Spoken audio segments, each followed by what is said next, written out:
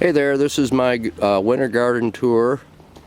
I'm in Zone 5A, South Central Wisconsin, outside of Madison. And this is my first bed I ever made.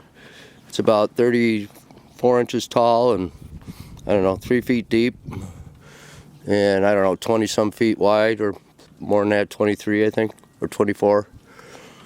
This structure here I use for hardening off plants in the spring. And I used it last year for winter sowing. Worked pretty well. I'm going to do that again this year. Last year I did just brassicas out here, winter sowing. This year I'm going to do some more flowers and things, see how that works out. This is my insulated coal frame. I got a sheet of R10 insulation there I put on top at night. This is the first sunny day we've had in about over 2 weeks. Inside of here I've got some bricks to catch the heat from the sun. I put some, it's going to get really cold. We're going to go below zero for the next 4 or 5 nights, so I wrapped some incandescent Christmas tree lights on a 1x3. Just give it a little extra heat, because this side here will get cold. So this should keep that, and I got some water in there. I have a compost thermometer sitting here at about 40 degrees. Surface temp is 46, but this is at the root level where that compost thermometer is. So it keeps them alive. 2 years ago I had lettuce and spinach all winter. And hopefully if we don't get anything really severe, I should have this year too. Kaboom. But this has worked out really well. Over here I got some resting compost that I did last fall. I didn't have any place to put it, so I just left it. This is my jumping worm proof leaf mold bin. I have a video on how I constructed it. I filled this about the first week of November, and today's the 20th of December, and you can see it's already broken down by about a third. And you can see also that there's no snow on top because I threw some coffee grounds and some grass clippings in there. Not a lot, but just enough to get into the 140 range, and it kind of dwindled down to about 110. I don't know where it's at now, but it's still melting snow. Usually I cover it, but when I was putting the leaves in there, it was too cold for the hose. It was frozen, so I just let some snow melt into that.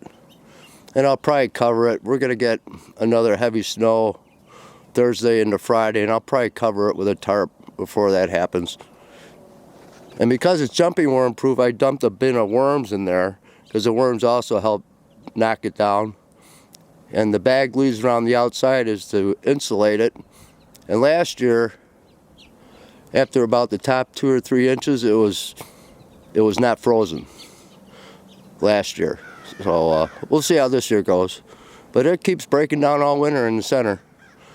This here is my jumping worm infested bed.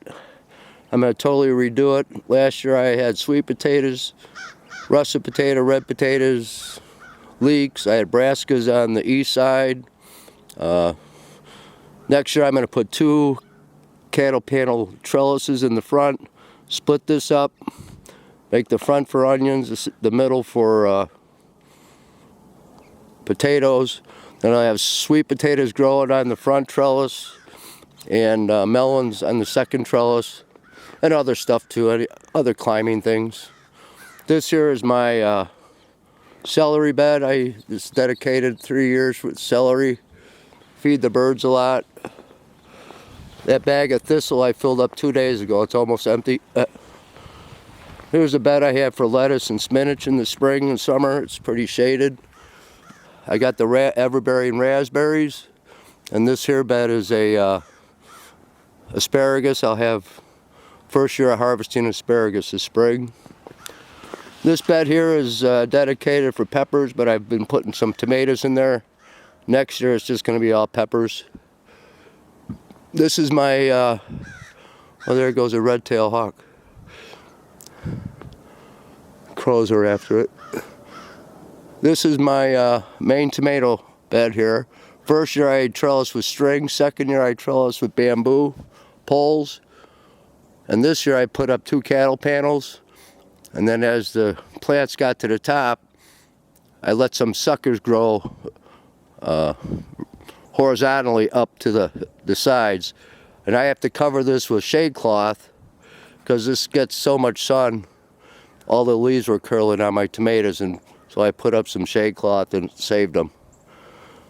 Another thing I've done with these beds is this year I established creeping thyme and oregano as a perennial cover crop.